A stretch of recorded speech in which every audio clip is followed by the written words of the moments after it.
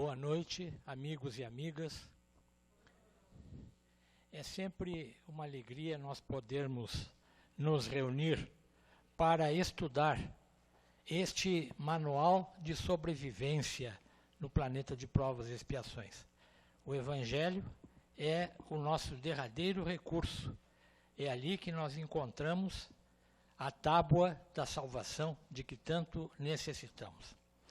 O capítulo 6 é um capítulo especial. Aliás, todos o são, mas este trata, o título já nos chama a atenção.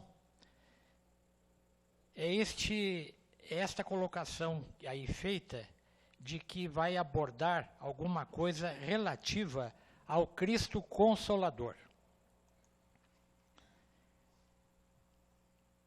Os itens que nós iremos abordar, de forma resumida, são estes: o jugo leve, o Consolador prometido e o advento do Espírito de verdade.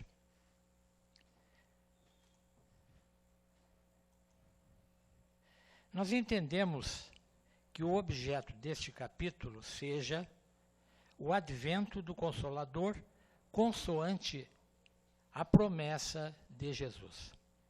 Agora eu pediria que cada um fizesse um recolhimento especial para uma colocação que iremos fazer de caráter realmente sagrado para nós. São colocações que dizem respeito ao passado e também ao presente. Como sabemos, Jesus disse: enviarei o Consolador. O Consolador já veio, mas o mundo ainda não o sabe. Basta olhar à nossa volta para verificar a atualidade desta afirmativa que foi feita em 1928, no Congresso Espírita Internacional, realizado em Londres, pela figura exponencial do grande escritor Arthur Conan Doyle. Já naquela época, às vésperas das grandes comoções que iriam atingir o planeta, a Primeira e a Segunda Guerra Mundial, ele já fez essa colocação. Se nós tivéssemos obedecido às orientações dadas por Jesus há 21 séculos atrás, nós não enfrentaríamos aquela borrasca terrível que foi as guerras do século XX. E eu peço que pensem um pouquinho o seguinte: será que a situação hoje é muito diferente daquela que existia na Europa à época deste congresso? Vamos pensar um pouquinho. Qual é a situação que nós temos no planeta hoje? E, particularmente, por nos interessar mais de perto no nosso querido Brasil.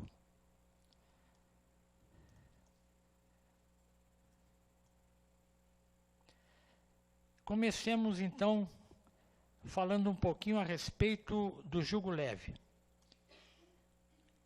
Mas, para isso, deixemos que as emoções do fundo do nosso coração possam vir à tona,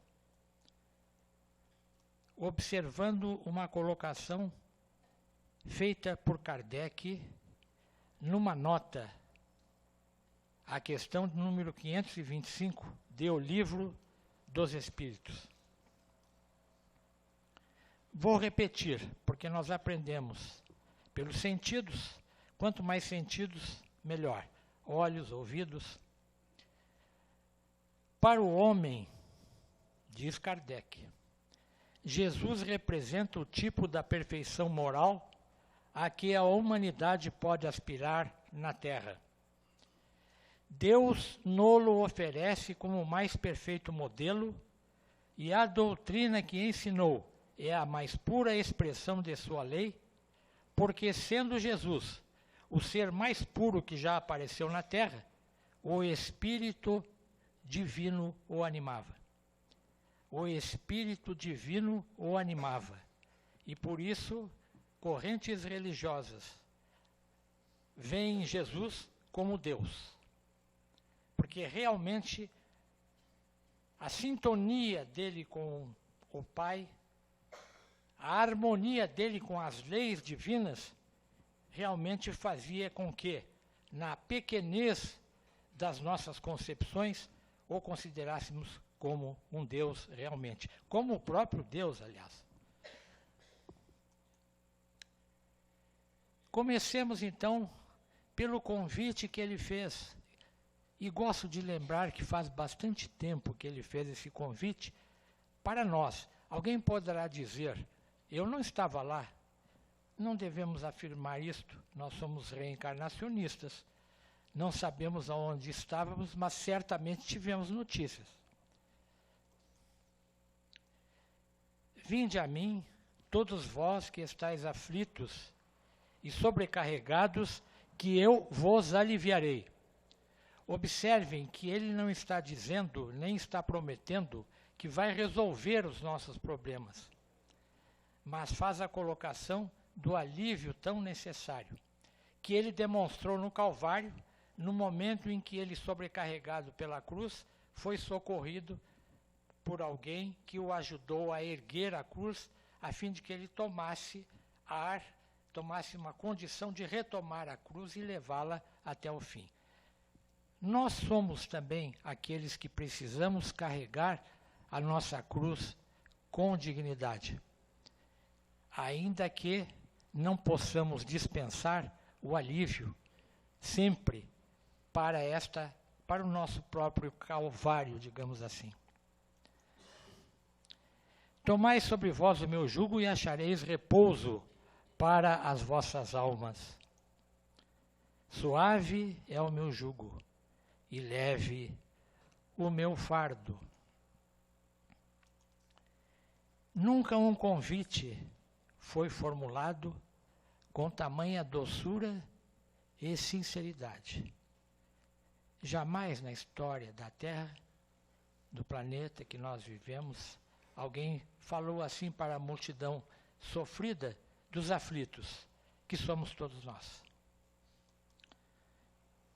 Quem senão um enviado do Altíssimo poderia fazê-lo com tal convicção? Porque Jesus era a verdade encarnada e as suas promessas sempre serão cumpridas, porque elas promanam do poder de Deus. Quem são os convidados? Todos, sem exceção. Governantes, governados, homens de bem, criminosos. Mais especificamente os sobrecarregados e aflitos. Por que Jesus promete o alívio e não a cura dos sofrimentos? É um ponto interessante de nós conversarmos um pouco a respeito. Sendo os sofrimentos consequências dos nossos maus procedimentos no passado ou no presente, a cura compete a nós. Aliás, não é muito diferente na medicina materialista humana a qual nós recorremos. Se vamos ao médico, fazemos uma consulta, colocamos para ele os nossos sintomas, recebemos um diagnóstico e recomendações e medicamentos. Se nós não seguirmos o regime, a orientação médica, vamos nos curar? De forma nenhuma. Ele não pode nos curar sem o nosso consentimento, sem o nosso desejo. Jesus, inclusive, muitas pessoas que o procuravam, ele perguntava, o que queres de mim? E a pessoa dizia, eu quero curar-me. E ele repetia a pergunta, realmente o que você deseja? Para que a pessoa tivesse a noção daquilo que ela quer realmente, aquilo que ela pretende. Porque muitos de nós queremos uma cura milagrosa, sem esforço, sem empenho. Depois de errarmos tanto, queremos ficar bons de repente. O Evangelho de Jesus, então, ele nos fornece os meios para superar os sofrimentos de toda ordem, as doenças físicas, as enfermidades morais. Lembrando o capítulo 5º do Evangelho segundo o Espiritismo, que mostra para nós que existem causas atuais e causas anteriores das aflições. O título do capítulo 5º é Bem-aventurados os aflitos. E nós já sabemos quem são os aflitos. Agora, bem-aventurados é outra história.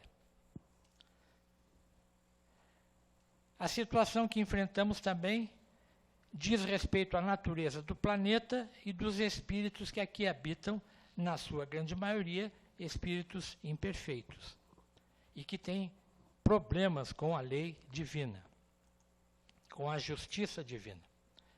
A libertação, então, dos sofrimentos, ela se dará com a reforma íntima, com base na vivência dos ensinos de Jesus. Amigos, o tempo corre. Não dá mais tempo de ficar titubeando pelos caminhos. É preciso tomar uma decisão. E essa decisão tem que ser drástica. Nós temos que nos transformar em pessoas de bem, com esforço, com empenho, para que possamos obter a cura e para evitar agravamento dos males e situações que são lá colocadas por João no Apocalipse.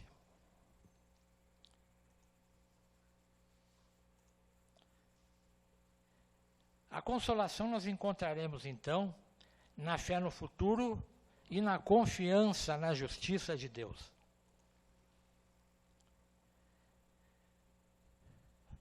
Para obter a consolação com o Cristo, nós precisamos atender algumas condições. A principal delas é a observância da lei de amor e caridade por ele ensinada. O amor é a lei, por assim dizer, que permite a existência do universo, dos universos, em perfeita harmonia sob a direção de Deus. É a lei mais perfeita que existe. Jesus também usou uma expressão ligada ao repouso para vossas almas. E muitos de nós, na nossa pequenez, na nossa ignorância, imaginamos que seria ficar em berço esplêndido, dormindo, repousando eternamente e utilizando os recursos da natureza infinitamente, sem nada fazer para merecer. O sentido desse repouso, os Espíritos nos trazem a seguinte ideia a respeito. Trata-se do alívio e consolo decorrentes da nossa reforma íntima e a ajuda ao próximo, e não ociosidade e improdutividade.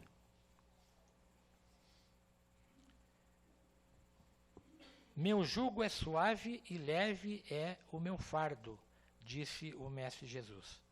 O jugo consiste no estudo e na observância do seu Evangelho. Então aqui nós temos um aspecto muito importante para as nossas vidas. Nós precisamos nos instruir. Allan Kardec faz essa colocação: espíritas, amai-vos e instruí-vos. A instrução é fundamental para que nós possamos evoluir mais rapidamente. O fardo é leve, pois que consiste em praticar o amor e a caridade. Parece fácil, mas até agora nós não temos conseguido realizar isto na sua plenitude. O sofrimento, então, no mundo de provas e expiações é meio, e a perfeição é o fim que se objetiva. Passemos a um outro item, o Consolador prometido. A promessa do Cristo: se me amais, guardai os meus mandamentos. Vejam que colocação interessante essa. É muito fácil dizer que amamos a Deus, que amamos a Jesus, mas se nós não obedecemos às leis divinas, se nós não seguimos as leis morais, esse amor nosso é um falso amor. E ele continua dizendo: eu rogarei a meu Pai e ele vos enviará outro Consolador, o Espírito de verdade, que o mundo não podia receber, porque não ouvia e não o conhecia, à época de Jesus. Mas vós conhecê-los-eis. Então ele coloca no futuro isto, né? O Consolador vos ensinará todas as coisas e vos fará recordar tudo o que vos tenho dito. Jesus, nesta oportunidade, já se preparava para deixar o nosso convívio. Não havia dito tudo, porque estávamos ainda na infância da humanidade, e o Consolador viria para lembrar e também para complementar os ensinos do Mestre Jesus. Kardec fala-nos então a respeito do Espírito de verdade e também sobre o Consolador. O Espírito de verdade é Jesus e os Espíritos seus auxiliares, a falange da codificação espírita.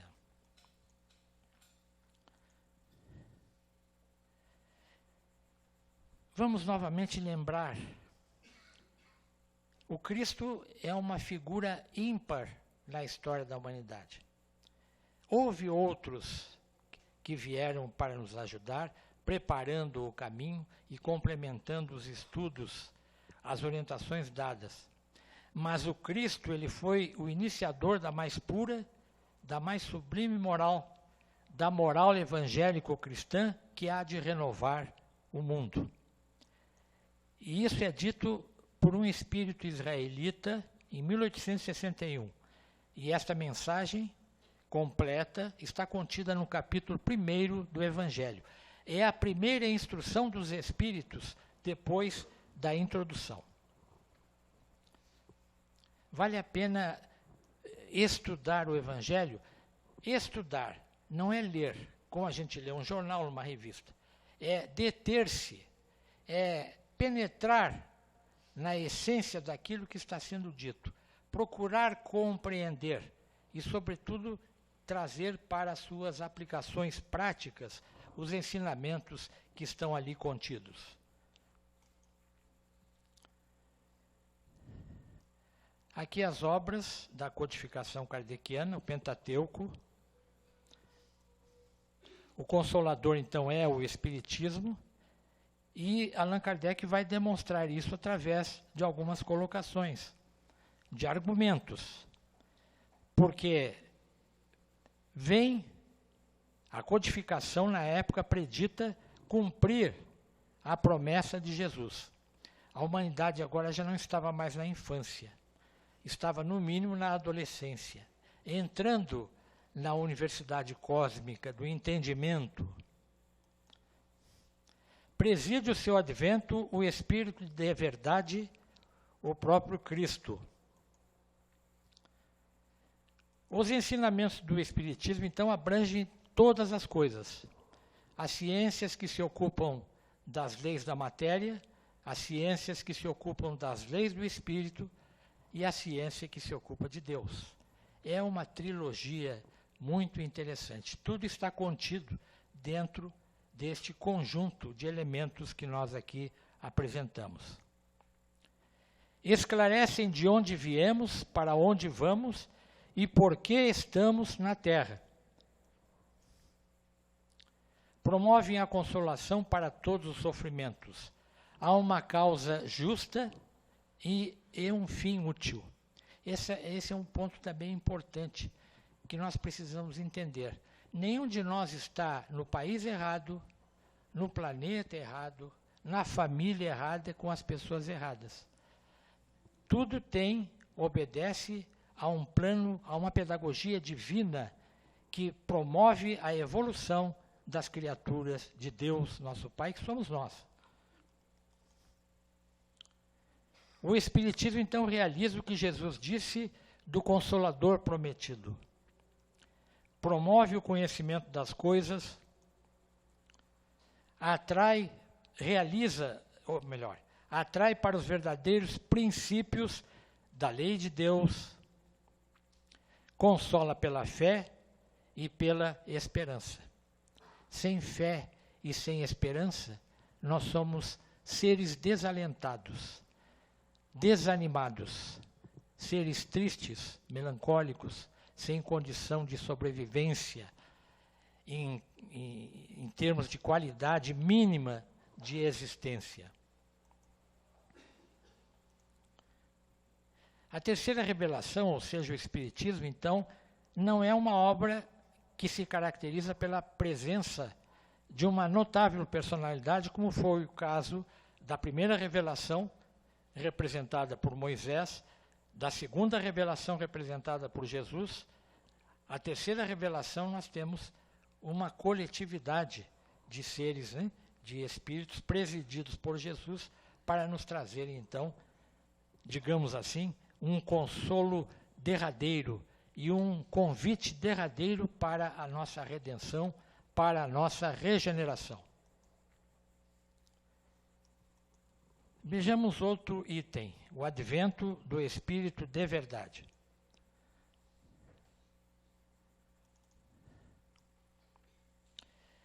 E o faremos através de algumas instruções que vão ser aqui comentadas por nós. A primeira instrução é esta: venho como outrora aos transviados filhos de Israel, trazer-vos a verdade e dissipar as trevas. Será que existem trevas a serem dissipadas? Os espíritos amigos, quando se aproximam da Terra, nos dão conta de que uma nuvem escura nos envolve, decorrente dos pensamentos, do somatório das revoltas, dos sentimentos. Isso já acontecia e muito na época de Jesus, por razões que nós vamos enfatizar aqui. A Palestina estava, na época, como grande parte do mundo, em torno do mar Mediterrâneo, dominada pelos romanos. E havia uma revolta muito grande, de tal forma que os hebreus esperavam a vinda de um Messias que fosse alguém capaz de libertá-los do jugo imposto pelos romanos. Havia práticas religiosas, mas naquele sentido assim externo.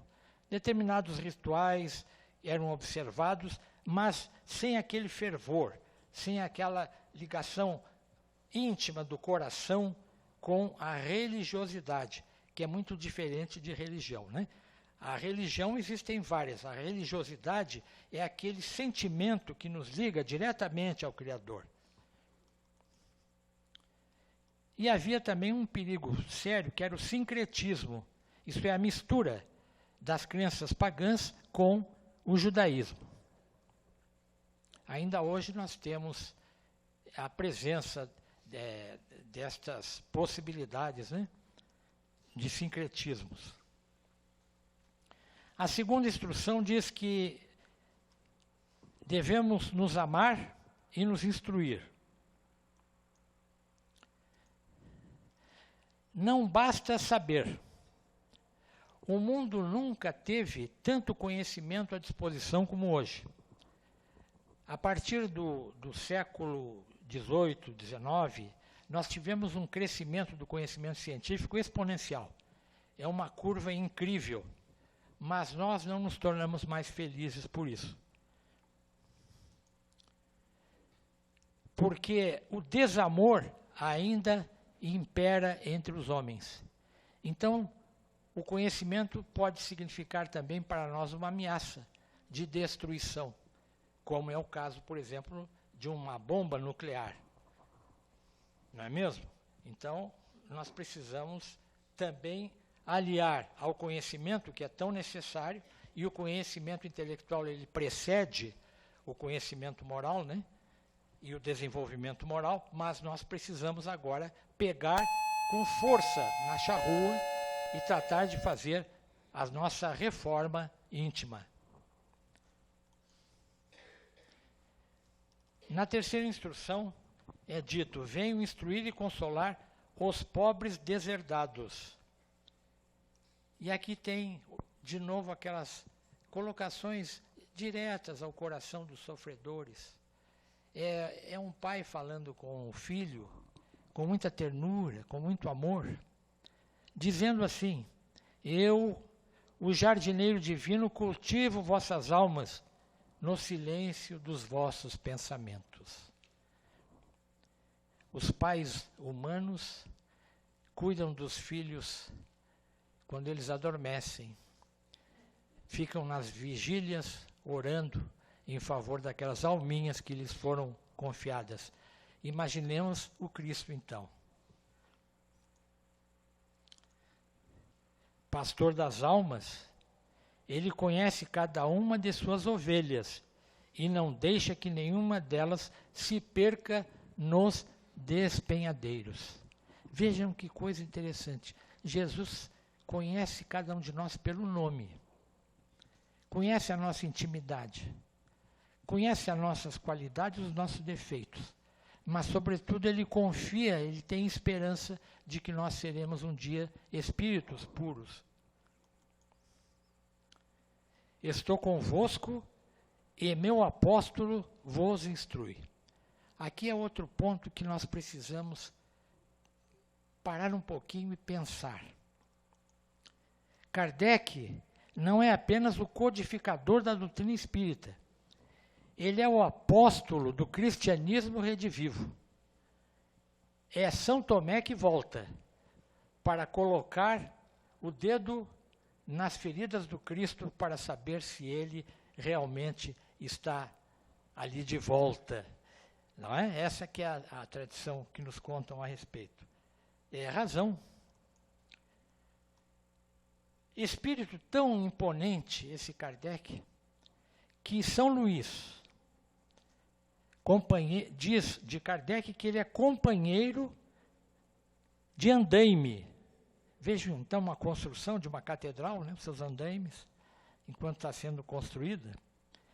Construção de andaime na monumental obra da terceira revelação pelo Cristo. Kardec, amigos, merece de todos nós um estudo mais aprofundado da sua biografia, do papel que ele exerceu e exerce na regeneração do nosso planeta. É outro ponto aqui que comove se a gente parar para sentir. Agora não é para pensar, é para sentir. Sou o grande médico das almas e venho trazer-vos o remédio que vos há de curar. Ele está dizendo que é o médico das almas, porque o que é eterno em nós é a alma. Vinde a mim todos vós que sofreis e vos achais oprimidos, e sereis aliviados e consolados. A cura do corpo, ela é sempre transitória. Aqueles leprosos que Jesus curou, eles adoeceram novamente e vieram a desencarnar. E assim, tantos outros, né? Por quê? O corpo, ele obedece à mutabilidade da matéria. Então, essa cura, ela é necessária, é importante, mas ela não é absolutamente definitiva. A cura da alma, sim, é quando o filho retorna à casa paterna. O filho pródigo somos todos nós. Um dia voltaremos e haverá banquetes no céu, no reino de Deus, né? Tomai, então, na sexta instrução, por divisa estas duas palavras: devotamento e abnegação, e sereis fortes.